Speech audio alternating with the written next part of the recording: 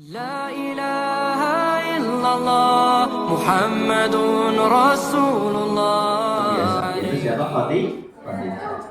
Tapi ketika itu terjadi tahun duka cita yang disebut dengan Amul Husni, ya, tahun duka cita, karena qadarullah paman beliau Abu Thalib wafat.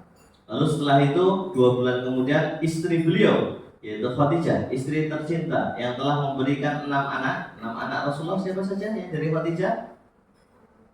Siapa ya? Ruqay, Ummu Said, Fatih, itu 4 anak perempuan semuanya sampai dewasa. Yang laki-laki namanya siapa?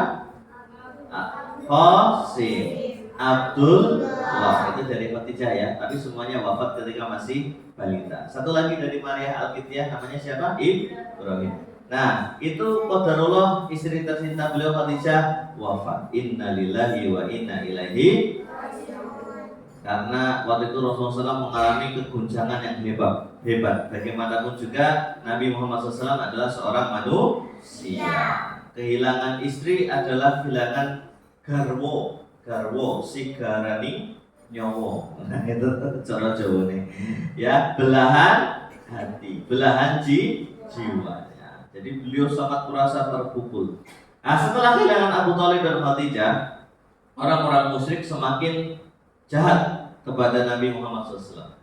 Bahkan ada yang melempari dengan kotoran unta, bahkan ada yang meludahi. Astagfirullahaladzim, betul-betul jahat. Lalu Nabi Muhammad SAW berusaha menyingkir dari kota Mekah, mencari tempat baru namanya Taif.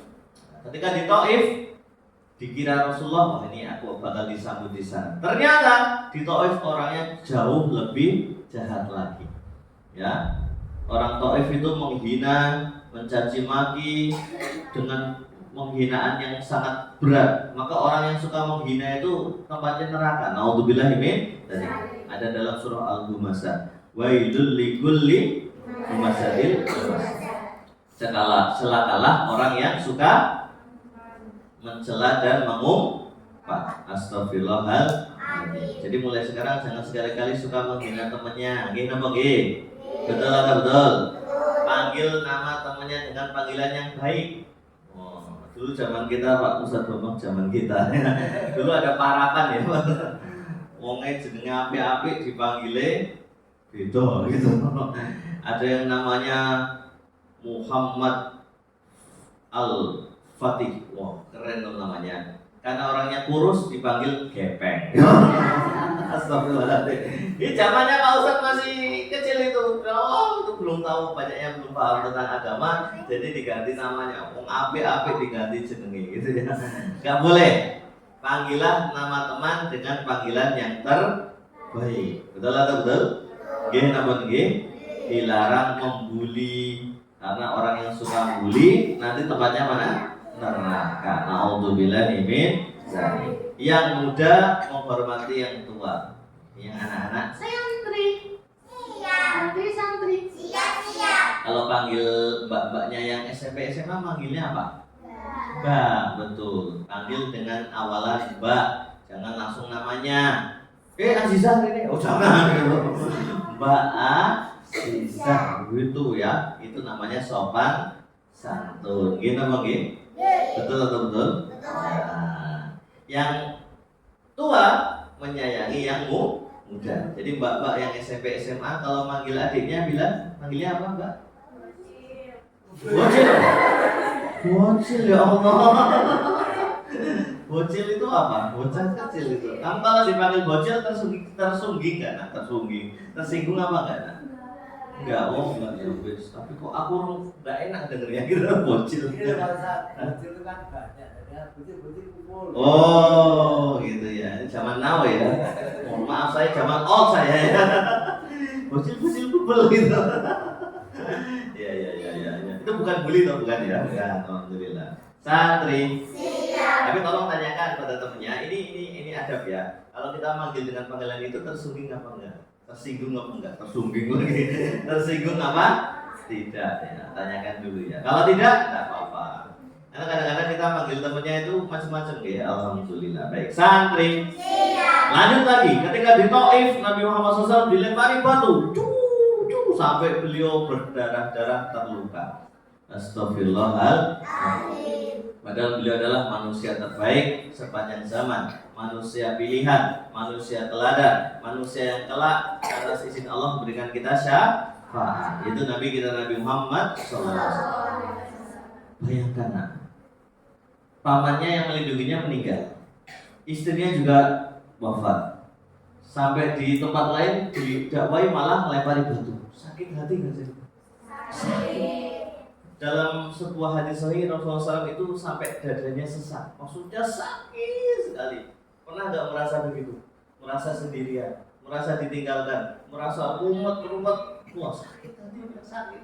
Pernah nggak merasakan begitu? Sakit hatinya ya. Astagfirullahaladzim. Nah, ketika sakit hatinya sangat-sangat betul-betul sakit, dadanya semakin sesak, maka Allah Subhanahu wa taala memberikan apa?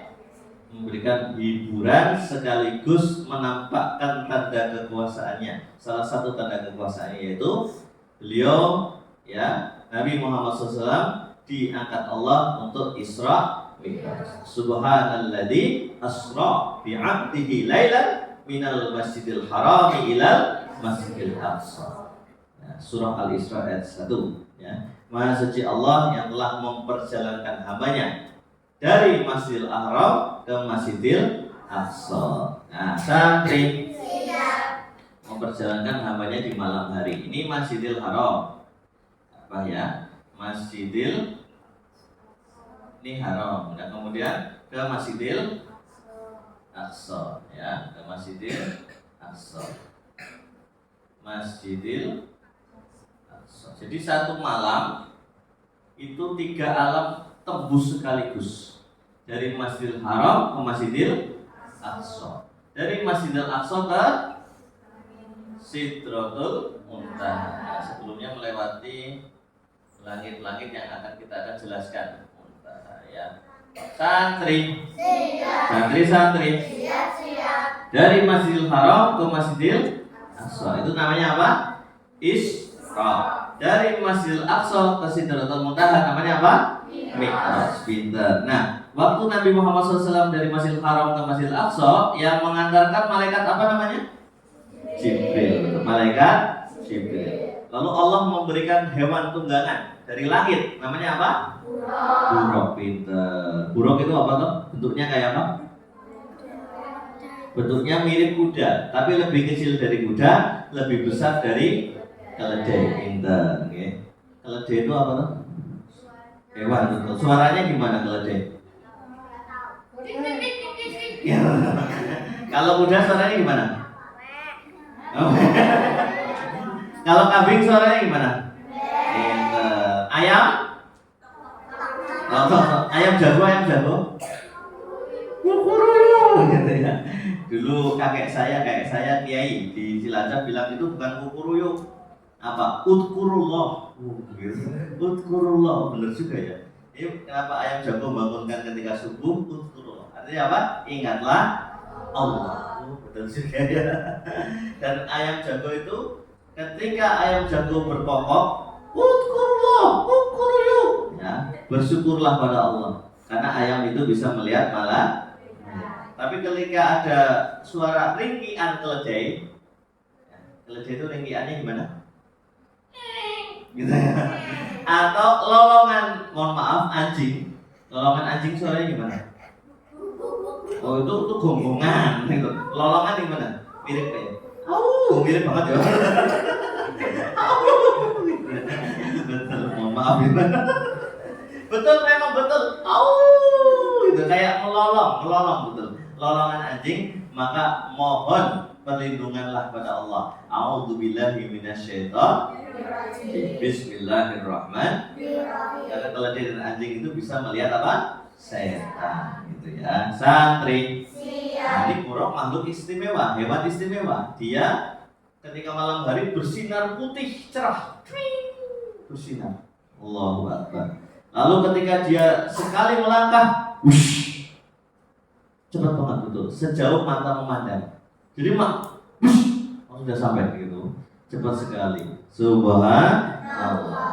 Dan ini hewan istimewa yang dipinjamkan Allah Subhanahu wa taala sebagai kendaraan ketika Isra Mi'raj. Santri. Siap. Sampailah Nabi Muhammad ke Masjidil Aqsa. Tapi sebelum sampai di Masjidil Aqsa, Nabi Muhammad SAW dalam sebuah riwayat dalam kitab Al-Bidayah wa Nihayah, Al-Hafiz Ibnu Katsir menyebutkan sempat mampir kemana? Ke Mesir dan Irak. Ke Mesir dan apa? Irak. Karena itu 4 tempat bersejarah umat Islam. Ya, santri. Siap. Santri. Siap. Watini waszaitun wa turi sinin hadzal baladil demi buah tin. Buah tin itu tempatnya di mana? Irak. Waszaitun demi buah tempatnya di mana? La ilaha illallah Muhammadun Rasulullah.